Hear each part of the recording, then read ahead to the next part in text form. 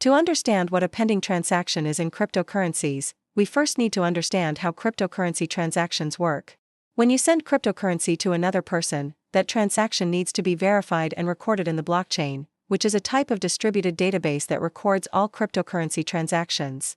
Verification is carried out by computers called nodes that are part of the cryptocurrency network.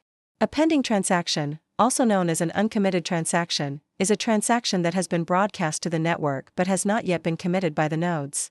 In other words, it has been sent but not yet recorded on the blockchain. This can happen for many reasons, but it is usually due to the fact that the network is busy and there are many other transactions waiting to be confirmed. The amount of time a transaction takes to confirm can vary depending on the cryptocurrency and network conditions at the time. For example, the Bitcoin network can only process about 7 transactions per second, while the Ethereum network can process about 15.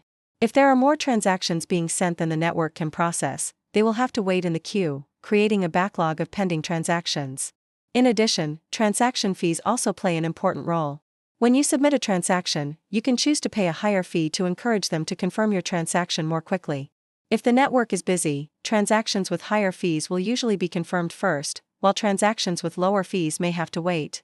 However, it is important to note that a pending transaction is not necessarily a problem. It's just a normal part of how cryptocurrencies work.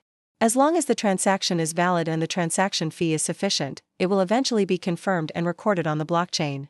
However, if a transaction remains pending for an extended period of time, it could be a sign that something has gone wrong. For example, the transaction fee may be too low, or the transaction may be invalid in some way. If you are concerned about a pending transaction, the first thing to do is check the transaction status in the cryptocurrency blockchain explorer.